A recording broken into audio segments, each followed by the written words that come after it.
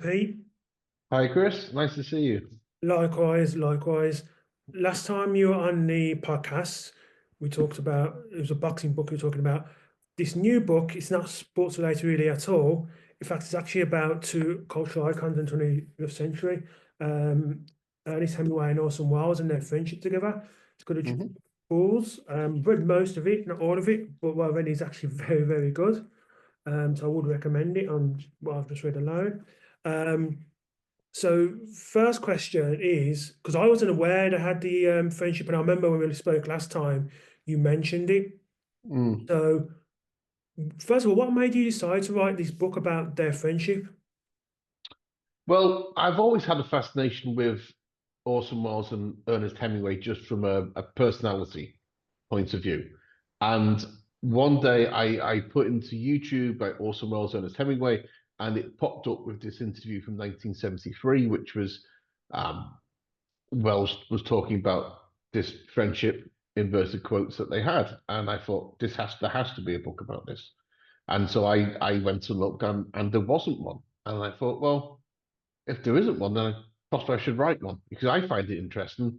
Other people might find it interesting. So I took it to my publishers and they said, okay, go ahead and write it. We think this is a good idea. So I went off and I wrote it. And while it's not thematically linked to my first book, it's in some ways a reaction to it because my first book was so serious and it was it was non-fiction and it was serious and it was dark and it was quite emotionally draining at times that I Mm. wanted to write something that was fun and so that's why in the introduction to A Duel of Bulls I just lay out the case that this is a book that basically intends to take from A to B and has a good time along the way and that's what I set out to do. But in terms of both, when I found them like, tremendously fascinating, they were these great artists, and they were front row for some of the most decisive events of the 20th century, and they both, especially Hemingway, flame out quite spectacularly at the end, and I find all that incredibly fascinating. And then I saw the Orson Welles documentary, and I thought, well there has to be a book here. And so I sort of sat down and I started working on it. And then you find as well as you're doing it that there's all these parallels between Hemingway and Wells in terms of the narrative of their lives. They start off young and vital and revolutionizing their respective art forms. And then you see in their sort of 40s and 50s that they lose a little bit of credibility, shall we say, as artists. They have this sort of dry period that part of their life, and and then you get the sort of last burst of creativity at the end with Hemingway writing The Old Man and the Sea, and Wells starting all these really interesting film projects in the 70s. So the lives full of that parallel as well. And you put it against the background of Spain, because the pair of them were so passionate about Spain that Spain itself is arguably the third character of this book. And so yes, that's why. And I have this fascination since I was a boy with bullfighting, with the theatre of bullfighting and the drama of bullfighting. And they were both into bullfighting, and I originally thought it'd be a much bigger book about that, about the bullfighting, that was about the lives of these two men. But there was just all these interesting parallels, and I thought, well, that seems like a good book. So that's why. So it's a long answer to your question as to why I wrote this book. But yeah, that's why I wrote this book. I wanted to essentially do something that's a little bit more fun after a year of writing a very serious book in Death of a Boxer. Would you say that both of them are also very rebellious? Oh, it's a good question. They were certainly bristly characters, and they certainly upset lots of people throughout their lives. In terms of rebellious, I don't think they really were. I mean, their art transcended new boundaries, but it didn't particularly rebel against anything. It was just kind of a new art form. But they were certainly, on a personality level, they were quite difficult characters. Yeah, indeed. Start with Wells, and this is the reason why I asked the last question is with his, when I say bias, not so much that he's developing a new art form, but he was quite, not stoic is the word, but almost quite determined to get his art seen. So Mm. part I've read where about the theatre and he has to close down because the government is shutting the theatre down. He still managed to find a way to do that play, even if it meant the cast members singing their parts in the audience instead of on the stage, Mm. as well. And Hemingway as well. Imagine his books would have shocked like a lot of people at the time as well. Would that be a fair comment to make? Yeah, so I mean, the Wells story about the Federal Theatre Project is a true story. That's essentially what happened. Obviously, it's a little bit buttressed and a little bit made a little bit cleaner for the book, but that's really what Wells did. And what we don't know at the time is that Wells was still one of the most famous people in the States when that happened in the late 30s. He was on radio every day of the week. He was doing plays in New York. He was almost seen that he would end up going to Hollywood and making films there. So yeah, I mean Hemingway, his books. There's a particular book of Hemingway's called The Garden of Eden, which he was writing, I think, during the 1950s, which is so sexually explicit that even Hemingway himself said it would never see the light of day in his lifetime, and it didn't for about 10 years or so after he died. So they were rebels, but I think they also had a good sense of how far you can push a certain thing, um, which is, I guess, would account for the longevity of their respective careers. Yeah, indeed. And obviously with Wells, it was quite funny actually reading the book with Wells about his the whole War of the Worlds when that happened and how you write about that. To me, that almost seems silly that something like that would happen now because I think people are a bit more attuned in, especially with the internet in general, even before social media, of something like that being a hoax. Whereas when Wells done that for War of the Worlds, to read the people's reactions to it must have been. I knew about stuff for years, but it was a bit shocking to actually Hmm. read it. I would say it's not that unbelievable. I mean, even in today's context, I mean, think of how far misinformation and fake news spreads around the world. You know, and how many people believe it. You know, think of how many people believe that the Clintons was part of some satanic cult that were sacrificing children. I mean, like these outlandish stories still exist today. They just exist in a somewhat different form. So I don't think it's beyond the realms that we could have another War of the Worlds incident. I mean, maybe quite not to the extent that Wells inflicted on the world.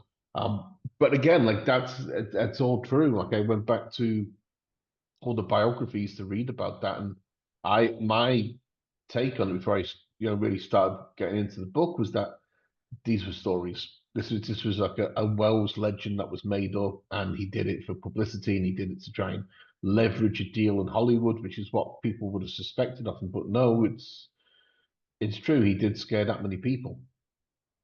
Gosh. And with Hemingway, how were his books first received when they were published? His first three books. So his first book, The Sun Also Rises, was established him as America's major literary voice. And then you go to things like A Farewell to Arms, For Whom the Bell Tolls, which make him arguably the biggest writer in America and critically well received. As he gets a little bit older, he starts writing books like Across the River and Into the Trees or To Have and Have Not. His critical reputation begins to suffer quite badly. And it gets to a stage as well where you see a lot of young writers coming through and they're either imitating Hemingway or they're rebelling against Hemingway. Now, it's sacrilege to say this. I don't think he's that great a writer. And I've read enough of him to be able to form that opinion. I actually think his works, in some cases, is unreadable, which is probably sacrilege when you've just written a book about him. Personally, I find Graham Greene to be a much better writer than Ernest Hemingway. Um, but yeah, like so yeah, so sorry to the side, but you see that critical tail off come in sort of the late 40s, early 50s, and then he comes back with The Old Man and the Sea, which is claimed to be a masterpiece, and then after that, he doesn't really do anything professionally.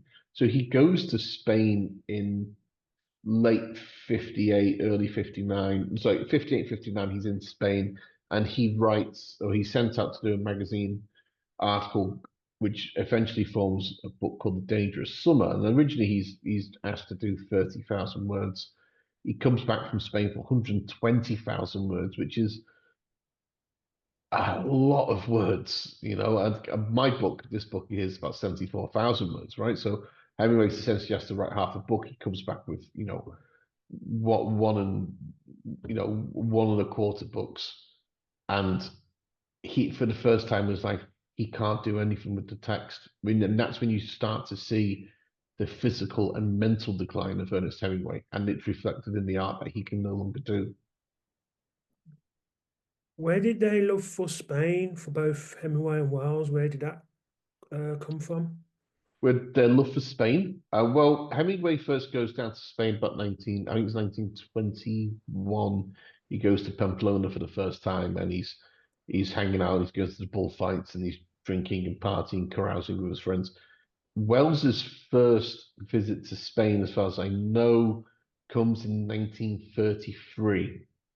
So 1933, Orson Welles is newly an orphan, and he's traveling around Europe, and he comes into Spain from, I think he comes in, I think, from North Africa, and I think he ends up in Seville in 1933. And in Seville, he goes to the bullfights and he picks up a copy of Ernest Hemingway's Death in the Afternoon, which had come out the year before. And that ignites this love of Spain in Orson Welles. Now, Hemingway is back and forth to Spain throughout the 30s, and from 36, 37 onwards, he's covering the Spanish Civil War as a war correspondent. And then afterwards, he doesn't go back for quite a few years. But the pair of them loved Spain. And I don't know if you've ever been to the south of Spain. Um, I can see why. I was in Ronda in South Spain back in September.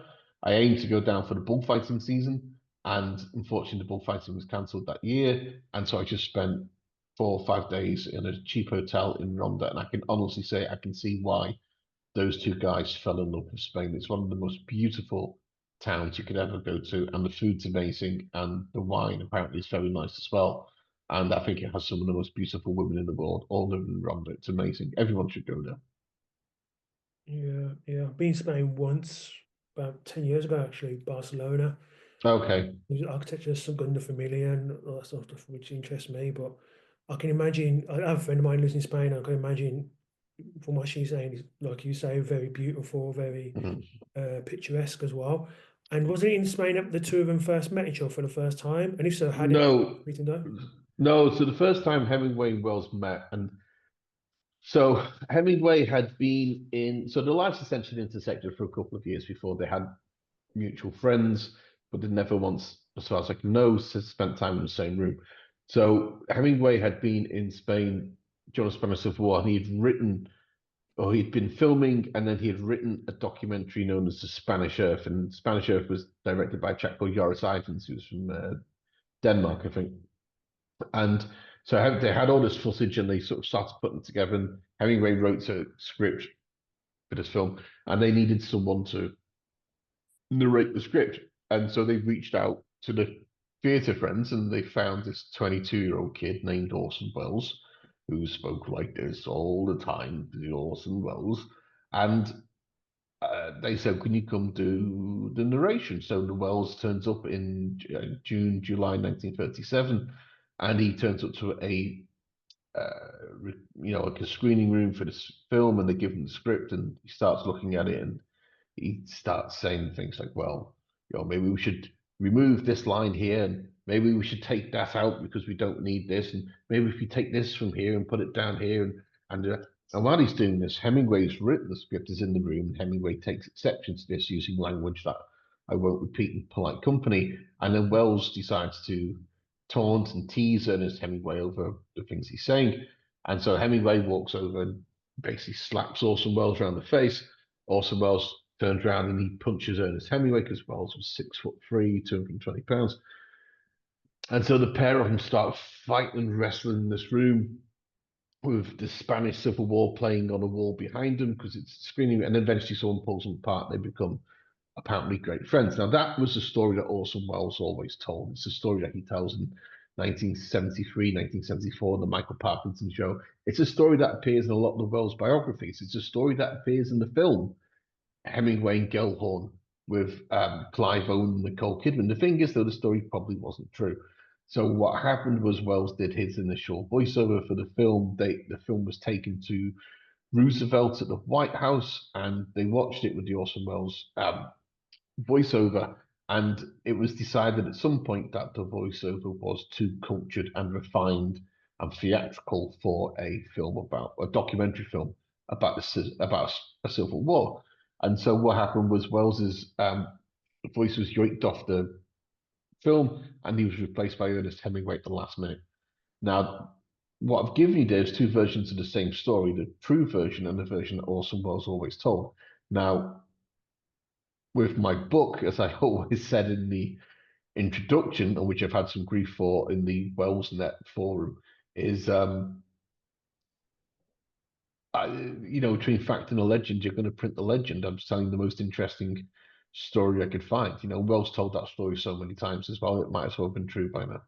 But that's how they first met. So that was 1937. They meet again, as far as Wells would tell it, probably about 1948. Although again, their lives have been intersecting for years.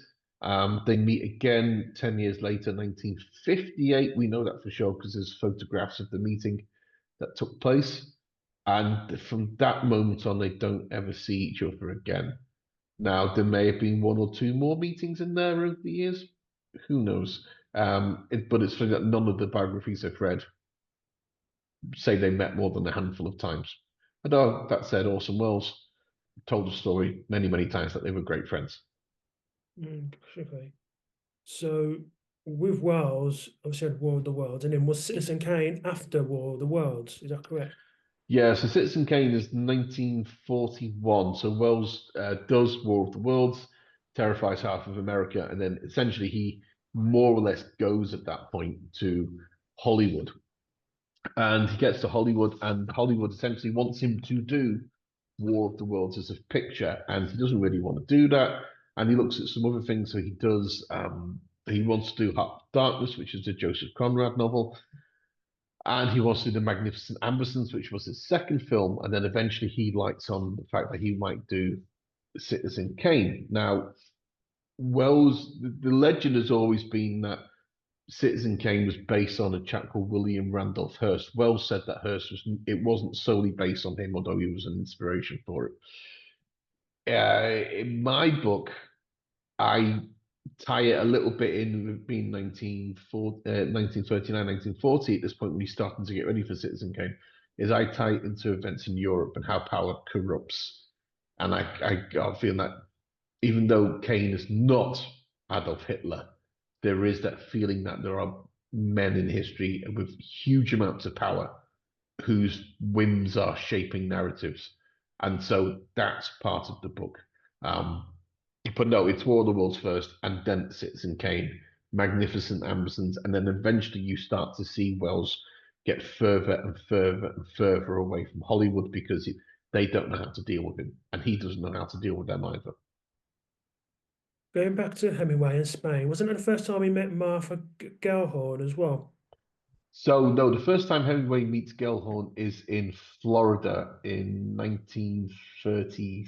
I'm going to get the dates wrong now. So I think it was 1936. He meets her in Florida, and what happened was that Gellhorn was on holiday with her mother and her brother. Her father had just died, and she knew that Hemingway lived in Key West, and he hung around at a bar called Sloppy Joe's, and so she went there one afternoon with her family, and he was there answering his mail at the bar, and so they got on quite well. And eventually, her mother and brother went back to, I think it was St. Louis, which is where they were from. And Gellhorn decided to stick around for a little bit longer to taught writing for Ernest Hemingway. She becomes great friends with Hemingway's second wife, Pauline. And then eventually she and Hemingway travel from Miami up to, well, they're traveling northwards from Miami and they split off. And she goes to, I think it's St. Louis, and he goes off to New York, and they pledge that they will meet again in Spain, in Madrid, which is what they do. Um, and eventually they marry in, I think it's Idaho they marry, and Hemingway divorces his second wife, Pauline, and he marries Martha. Eventually that marriage falls apart as well, and he spends the rest of his life, he won't even say Martha's name. What caused the animosity? Because that sounds to not answer X's name.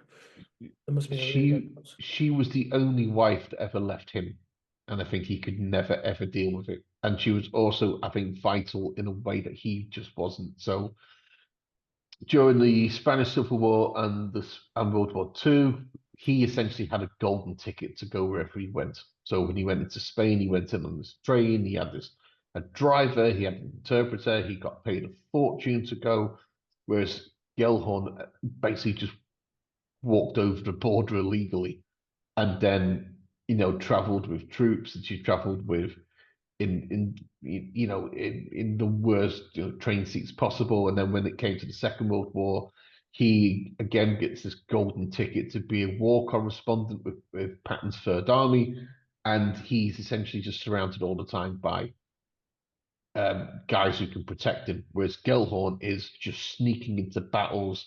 She's sneaking onto ships. She's pretending to be a nurse. She's there on the front lines, and she becomes, in a way, physically braver than he was.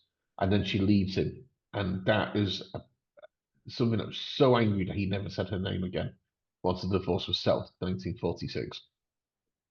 From the way you're describing Gellhorn, she sounds like she was one of the first real significant war correspondents. Would that be an accurate thing? Martha Gellhorn is arguably the greatest war correspondent in history. She covered wars over, I think it's like 6 decades, from the 1930s to the 1980s. Even when she was getting on for, I think, 84 years old, she was still going off into war zones.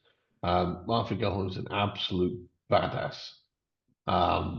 Yeah, like I think if you talk to anyone in my profession now, my day job as a journalist, reporter, editor, and you say, who do you admire? Anyone who's got any nous who's in the know will say, we admire Martha Gellhorn. And she could write pretty well as well. I've got a lot of her books at home. Gosh, okay. So going back to Wells, Citizen Kane, obviously, whenever you get a list of top 10 greatest films in history, Citizen Kane is always up there. I think until recently, it was like number one on Sight of Sounds, top 10. Hmm. But he didn't, correct me if I'm, but he didn't actually do well when it first was released. No, it bombed. And the reason it bombed was everyone thought it was based on William Randolph Hearst. And Hearst owned pretty much every major newspaper in the US. Now, apparently, Hearst didn't really care, but the people around Hearst cared very much and they all wanted to curry his favor. So the films got absolutely slated in all the papers. So it didn't do well at all. Now, in hindsight, 1941 to 2025, people remember, I think, Kane better than they remember William Randolph Hearst. And what's interesting about it, as well as I bring it up later in the book, and Wells said repeatedly for our interviews, is that he actually thought the character of Kane in that film was a tragedy. Like he said in Russia, they were not allowed to show the film in Russia because it was too nice, too kind to a capitalist. It was too sympathetic to him. So he saw Kane as a tragic figure, not a villain, which is what many people think that he set out to do. So Hearst, considering how powerful he is, didn't seem to care, but everyone else seemed to. Was that more to do with like their jobs, i.e., if Hearst's reputation goes downhill, then their jobs on the line as well? No, I think they were just brown nosed and Hearst.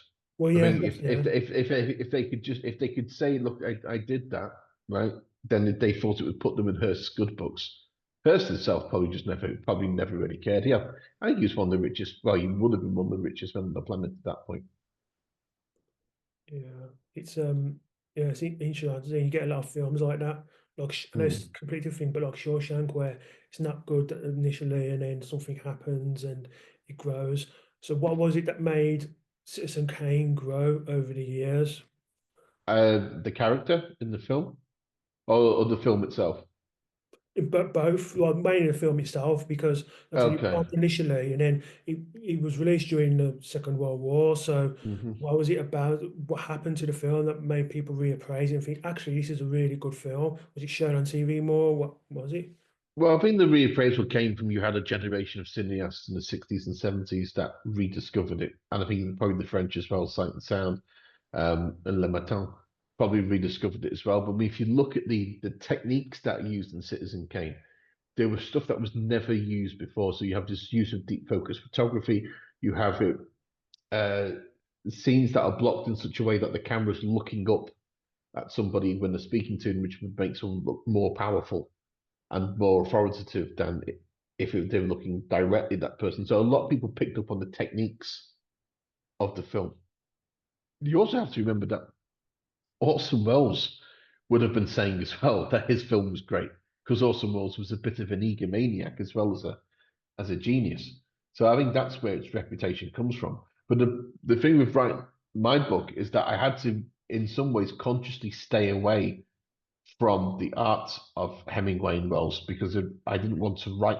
The, it, in terms of copyright and intellectual property, much of their work is still copyrighted, right? So I had to be very careful. If I was going to watch every film all the way through 10 times and then be making notes on it, that at some point I was going to get put, land myself in trouble. So I had to stay away from the art of these two guys and really just concentrate on who they were as people and what their narratives and stories were as personalities and how they fit into the 20th century. Yeah. You said before with Hemingway, obviously you were how he started and you've seen his great literacy sensation and so on. But you said that there's like a downturn as well. Yeah. There's was there a downturn? Was there a brief upturn after that downturn, or did you just remain low up until the point he died? Um, so the downturn begins sort of post 19 World War II. So it's immediately after. So you have to understand, like Hemingway has this great success during the 1930s. His first 4 or 5 books coming out. He's essentially a literary superstar. And then he goes into the Second World War, and a bunch of things start to happen at the same time. One is he's getting older. So Hemingway is getting on for 50 by the time the Second World War comes to an end. So he's getting older, his body's beginning to fail him. Second thing that happens as well is that the injuries that he picks up throughout the 20s, 30s, and 40s. So there's a major concussion in the 20s in Paris.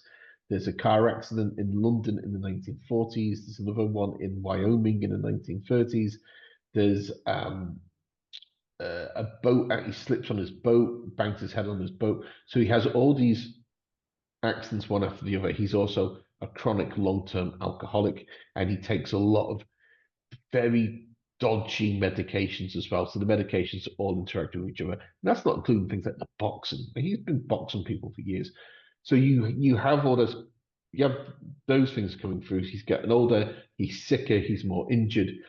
He starts trying to live up to his own legend as well. So he has this legend, Henry, the man of big game hunting and war and women and drinkers. So he's living up to that as well, and he becomes a bit of a parody of himself.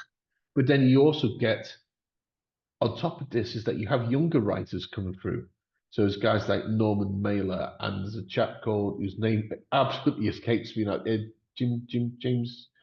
I can't remember his name. Anyway, there's another guy that comes through, and they're all taking Hemingway's art one step further, and then he becomes resentful of that. And then you have guys as well that are pushing back on him, people who think he's a little bit overblown and a little bit of a self-parody at this point. So you start seeing this decline here. And then he writes a book called Across the River and Into the Trees, and that book is, shall we say, controversial. Some people absolutely hate it, some people love it. I have not read it all the way through. I have it on my desk at home. It's massive. When I have 6 months, I've got nothing to do, I might sit down and read it. But that book absolutely gets slaughtered by the critics, and they think he's just churning out stuff they think he essentially has become his own tribute band. And so he ends up critically an old man. Now he's critically he's yesterday's news, and so he goes off and eventually he writes The Old Man and the Sea, and it's that one last burst of sunlight before the darkness. Because after that, he doesn't write anything of note really. after The Old Man and the Sea. He starts writing things. He writes a movable feast, but he never finishes it. He does the Garden of Eden, never really finishes that. He does True at First Light, which he doesn't really finish either. The Old Man and the Sea was essentially the full stop on his career.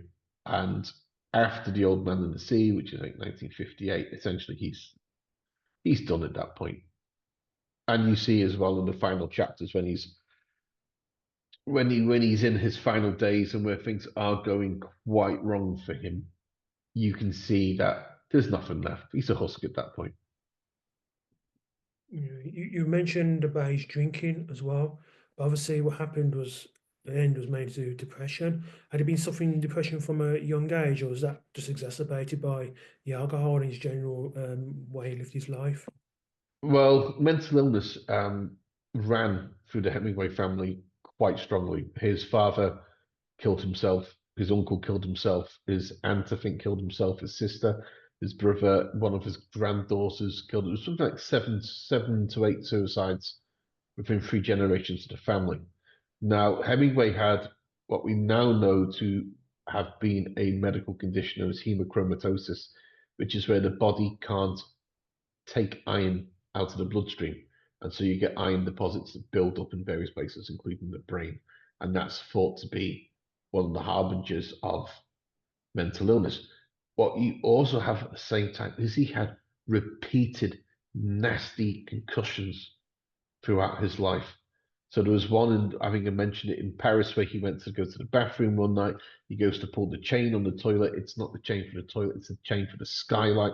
So a whole wooden window with a big wood frame falls in and hits him on the head, and he's left with a permanent scar. You go through a couple of years, he's driving around London during the Blitz. He brakes and he drives essentially into a wall, right? Goes through the windscreen of the car, glass shatters everywhere. He's got sort of 60 stitches in his head. 2, 3 weeks after that, he's riding in a motorbike through France and he comes off the road again, falls, hits his head on a rock. Right? So there's just these are just the major concussions he has.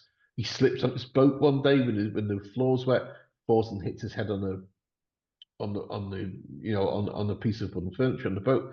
He has a major concussion. So there's like 5 or 6 major concussions I can just name off the top of my head. He has 2 plane crashes within a week in Africa in the late 50s and decides to open the door with his head in the first one. That's not under dispute. He fractured his skull so badly in that plane crash that the brain fluid was leaking out of his nose. All these horrendous accidents. So, in terms of the mental illness, you have a history of it in the family. You have a dispensation for it anyway within Hemingway from 1928, 29.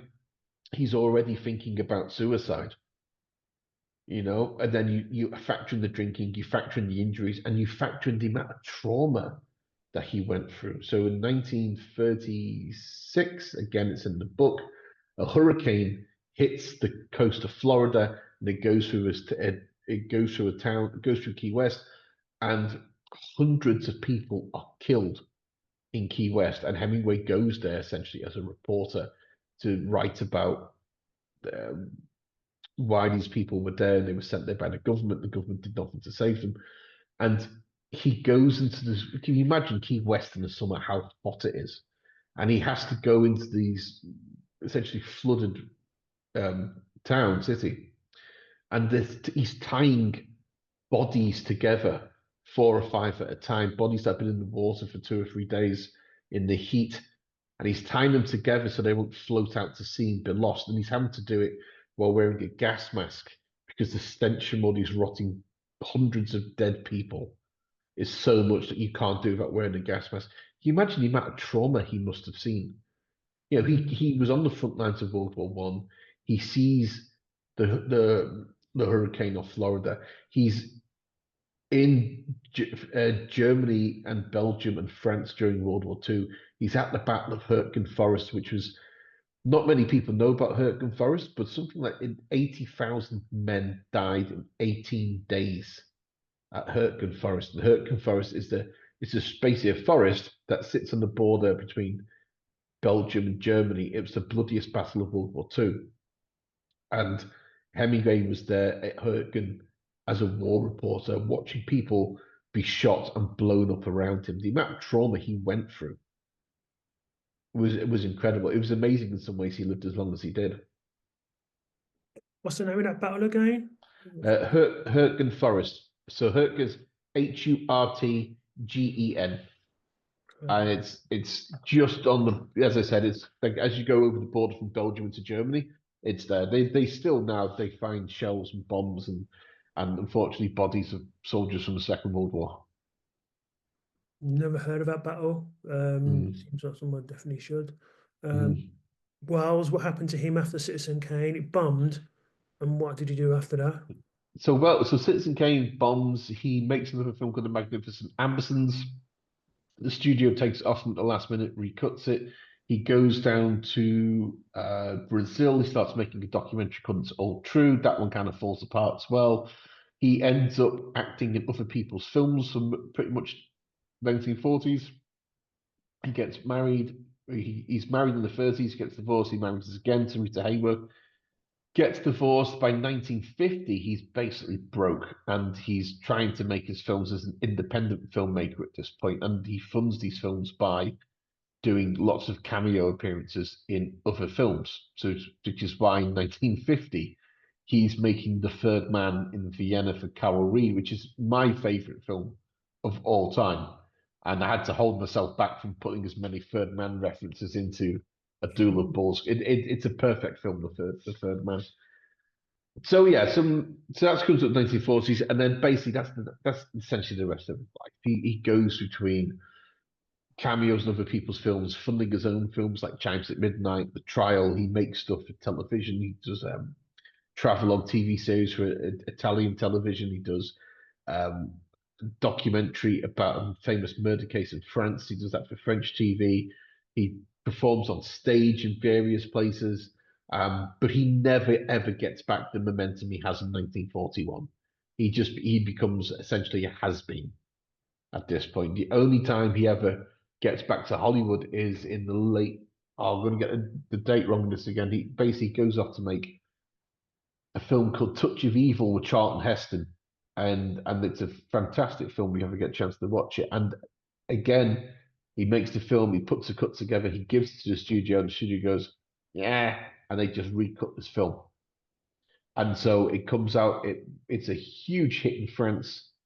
Touch of Evil.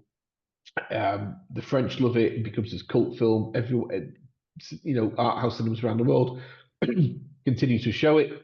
And then it's not until about 2005 that they actually go back and they find or they try and restore it to its original version.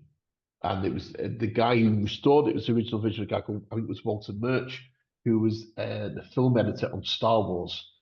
And he said, right, we'll see if we can make this, put it back to how it should be. And they do the best job they can. And then everyone realizes that it's even better than they thought the first time around.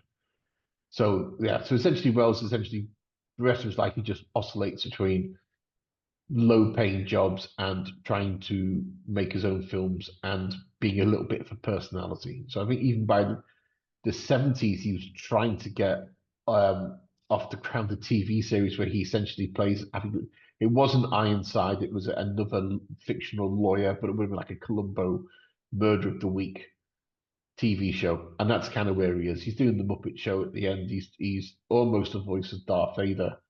Um, but essentially, it's a very long diminuendo. Hang on, he almost got the gig for the being Darth Vader. Did it? Did I hear that right? Yeah, yeah. So he was. I don't know if he was ever offered it because I think so. Darth Vader is what 1977. Star Wars Wells dies in 1985. So I think when they were doing this, essentially they probably had a list of people that whose voice they wanted to be the voice of Darth Vader. And I think Wells would have done a good job actually. Eventually they did use James Earl Jones, and James Earl Jones is iconic as Darth Vader. But I mean, the Wells one there probably wouldn't have been too bad actually. Indeed. With Wells, wasn't there a period of time where I think it was the 60s, where he actually stayed in Europe for a short while and lived there?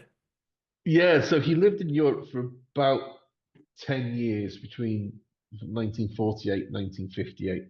He's living in Europe and he's living largely in Madrid. He had homes in Madrid. He lived, I think, a little bit in Germany, in Paris as well, but Madrid was always his. Spain was always where he wanted to end up. It's where he's buried now. So he's buried in Ronda in the south of Spain. Um, so he does leave. There is an interesting theory as to why Wells left very quickly in 1947 or 48 when he goes. And the theory goes, I don't believe it for a second. It's an interesting circumstantial theory. There's a famous unsolved murder case from late 40s Los Angeles known as the Black Dahlia. And there is a theory that Wells was the perpetrator of that crime. And that's why he left very, very quickly. Who knows?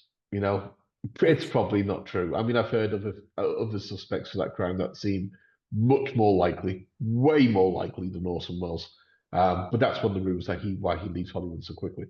So yeah, he's essentially in Europe till 1958, and then he goes back to the US to live, but then he moves back to Europe about 1964, and then he stays there for maybe another 10 years or so, and then he does go back to the States. He lives in Las Vegas for a while, and he lives in Arizona, I think, for a while. Then eventually he's kind of splitting his time between Las Vegas and Los Angeles, which is where he dies.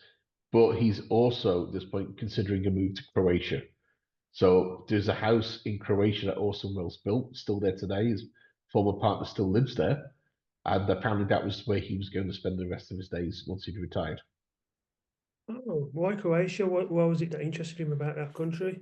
Uh, well, so 1962, he makes a film in Paris and he ends up having an affair with a lady called Oya Kodar, who's a Croatian model, actress, um, writer. And Miss Kodar, she's still alive, actually, Miss Kodar. I don't know her. She seems like a really interesting, nice lady. I'd love to meet her. And he gets with Oya Kodar in about 1964, so they have this affair, then they don't speak, then they get back together, and they essentially remain as partners for the last 20 years of Wells's life. At the same time, Wells is married to his third wife, and he basically splits his time between these two lives. And I don't think they ever really knew about each other until the final year or two of his life. Yeah, I mean it's just weird. So it's just so complicated because he's living in Los Angeles with Oya Kodar. His wife is living in Las Vegas. The pair of them essentially have separated, I think, in the last year while he's still alive because his wife's figured out what he's been up to. And then he dies, and then all the lawsuits start because he signed everything over to Oya Kodar. Kadar's like, well, this is all mine. And his wife's like, well, I'm actually legally his wife.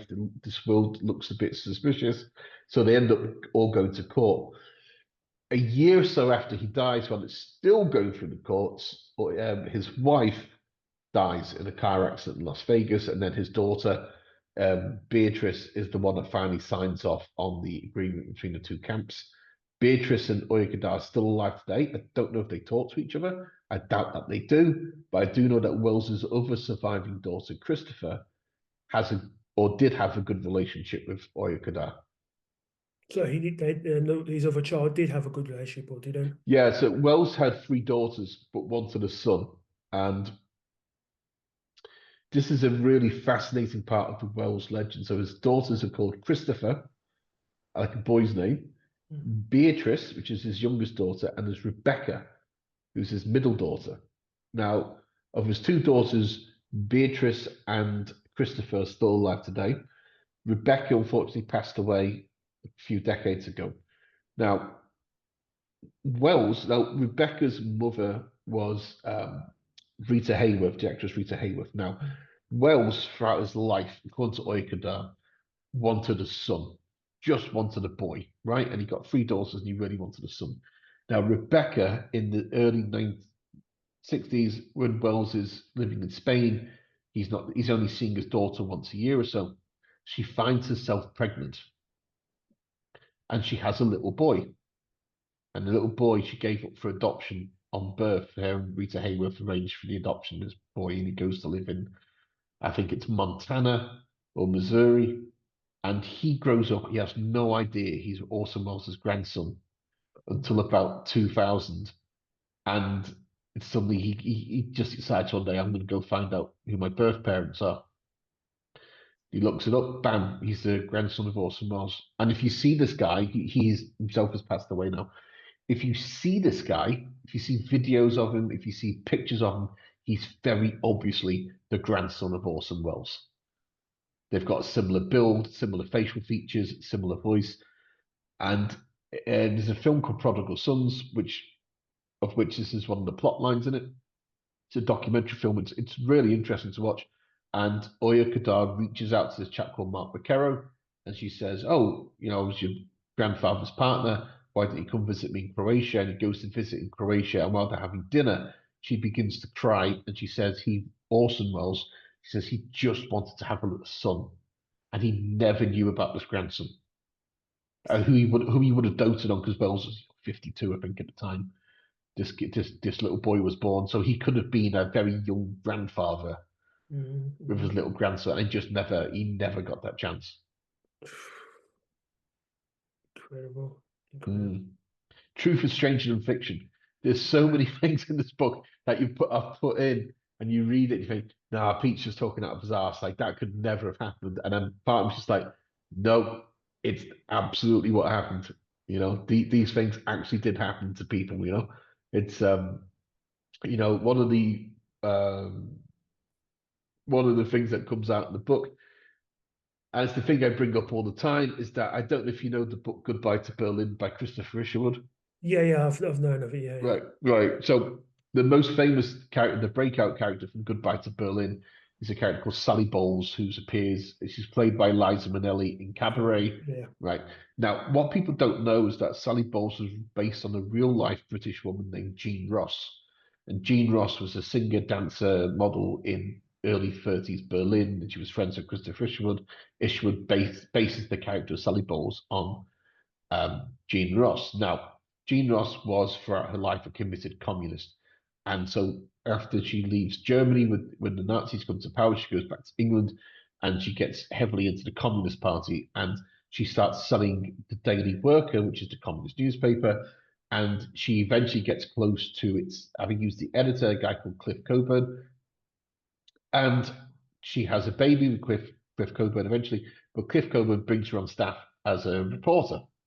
Now, she's a reporter for this communist newspaper. Guess where she ends up in 1937? She's in the Spanish Civil War. She's hanging out with Ernest Hemingway. And that's a true story, that Sally Bowles from Cabaret Goodbye to Berlin was a war reporter during the Spanish Civil War with Ernest Hemingway. Now, I couldn't use the name Sally Bowles within A Duel of Bulls because she's a copyrighted character. So if you read the book very carefully, she pops up known as SB and looks like she's just escaped from a Berlin cabaret. But Sally Bowles. Again, truth is utterly stranger than fiction. That actually happened. Another thing that actually happened was Hemingway had a friend called Sidney Franklin. Franklin was a red-haired gay Jewish man from Brooklyn, and he became a bullfighter in Mexico at first, and then he was a bullfighter in Spain, and he was one of the most famous bullfighters in Spain. And he features heavily in Hemingway's Death in the Afternoon. Now, the true story is that in 1937, Hemingway goes to Spain for the Spanish Civil War. Hemingway gets him this golden ticket, and Sidney Franklin is unfortunately barred from entering the country for about 10 days. He has to stay in Paris, and he buys all the food and shopping, whatever. And then he's eventually given a visa to go to Spain. So he drives into Spain, and he ends up in Valencia, and crossing the border the same couple of days is Martha Gellhorn. And so Martha Gellhorn ends up also in Valencia, and she's put into a car with Sidney Franklin, and the pair of them drive together to Madrid to find Ernest Hemingway. Now, that's in the book, right? Now, if you read it in the book, you think, nah, that's just dramatic license being taken here. It's like, no, that actually happened. Like history was so weird and so many coincidences that wonderfully happened, but that actually happened. So there's this whole scene in the book between Gellhorn and Franklin where they're talking about the various things that are going on around them, and it's not there because it was a convenient way to get some exposition. It's there because it actually happened. Oh gosh, there's so many weird things that you mentioned there. I mean, like I said, I've read 2/3 of the book, Right. and funny enough, going back to Wells before we wrap up, there's a interview I saw online today, which I've seen before, and I think he's in Wells is in Paris at the time, and he's talking about Elia Kazan. Hmm. He's really going into Elia Kazan because Elia Kazan basically, during the whole McCarthyism era in the early 1950s in America, basically one of the people who said, yeah, these people are communist and so on, and it ruined their careers as well. I don't know if Hmm. you've seen that. Yeah, I haven't seen the interview, but I know what you're talking about with Kazan and how he named names during the McCarthy. Yes. Yeah, I'm just wondering with Hemingway, because of were Wells and Hemingway caught up in all that because of like, the controversy surrounding their works? Wells was certainly, well, both of them were certainly being watched by the FBI during the 40s, 50s, and 60s. Now, one of Hemingway's, what people considered at the time to be his delusions was that the FBI were continually after him. And there's some truth to that. I mean, he was delusional towards the end. He thought random people were the FBI watching him and they were probably going through his bank statements late at night and people thought he was just going mad. What we now know with various files being released is that the FBI were watching Ernest Hemingway very closely. And he was not, I don't think he was ever considered to be subversive, but there were certainly things he did that look really, really bad in hindsight. So, for example, during the Second World War, when you had Russia and the States were essentially allies in the fight against Nazi Germany, Hemingway essentially signed up to be a Russian spy because he figured they were all on the same side. And he took money from Russia to spy and to feed intelligence to Russia. Now, he wasn't spying on America. He was, just supposed to give Russia whatever he found when he was wandering around Europe. Right? I don't think he ever really gave them anything substantial. But he was definitely mixed up in that. And Wells certainly had connections. Wells always called himself a progressive, and so Wells was also um, certainly under observation as well by the security services. But I think if you had to rate and rank them, I don't think they were ever seen as a serious threat to anybody. Man, gosh, okay, that's really odd. Yeah, Mm. it's so finally come to the end. Obviously, Hemingway. Where was he when he passed away? Which part was it? America or? He was in Idaho, so he had a home in Ketchum, Idaho. And what happened in those final few months was that whatever demons he was outrunning caught up with him. So you see this sort of spiral over the last year or two of his life with paranoid delusions, and he's sent to the Rochester Clinic in Minnesota, where he's put in. They give him electroshock therapy, and they sort of send him home and say, "Oh, he's cured." Right now we know that the therapies that they were doing, if he did have a form of dementia, CTE, or you know, brain damage from the various concussions, that was probably the worst thing they could have done for him. But at the same time, there was nothing. The limitations of the medicine at the time meant there was nothing much else that they could do, and they didn't get the prognosis right. So he has all these this electric shock therapy. He's sent back to Ketchum. He's there for not very long. The delusions start again. And so this time, I mean, he's taken the second, is it the second time? So he's taken back to the hospital again. He tries to commit suicide 4 or 5 times on the journey to the hospital. So the first time they put them in the car to go to the airport, he jumps out the car, he runs into his basement, he pulls out a gun, he's about to put it in his mouth. They get the gun ready from him. They take him onto a plane. He tries to jump out the plane while it's taken off. He They land to refuel. He tries to walk into the propeller of another plane. He tries to steal guns from cars so he can shoot himself. So they mentioned they get to the hospital. They lock him down. They You know, they put him on secure ward. He's still drinking though. They give him more electric shock therapy. They send him home, and he gets back to Idaho again, and he goes out with his wife for dinner that night. He sees something that makes him feel that people are after him again. He goes home the next day. He wakes up early in the morning, walks downstairs, goes into his basement, takes his gun, and shoots. Puts the gun in his mouth. That's how Hemingway finishes his days, and it's a really it's a real bummer of an end note, because when you read a Duel of Bulls and you read a lot of the things that he did and the things that he said and how he treated people, he was a monster a lot of the time. He did horrible, monstrous things to people. I mean, stuff that he just wouldn't get away with nowadays.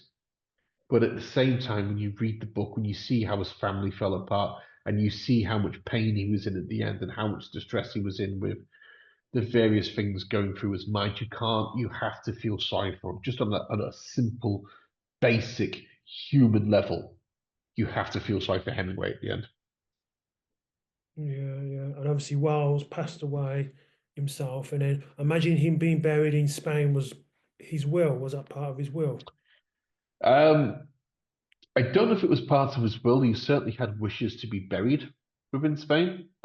His Beatrice, his daughter, with his third wife, Paula, they discussed what they would do with him, and they didn't want to put him in Hollywood. They didn't want to take him back to his hometown in Wisconsin, and so the decision was made that he was cremated, and his ashes are buried in an old well on the grounds of his friend's ranch just outside Ronda. So it's a ranch where they breed fighting bulls, and that's where there's a well there where he's buried. Now, I didn't get down to see it. I was in Ronda. I couldn't get down to see it because it's on private property.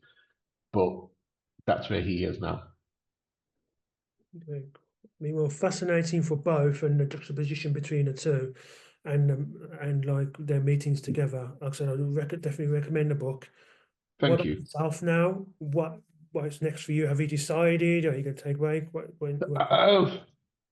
So right now, there's a few things going on right now. So the second book's just come out. I have a book I wrote a few years ago that's with my agent now. He's going to start taking that one out in the next couple of weeks.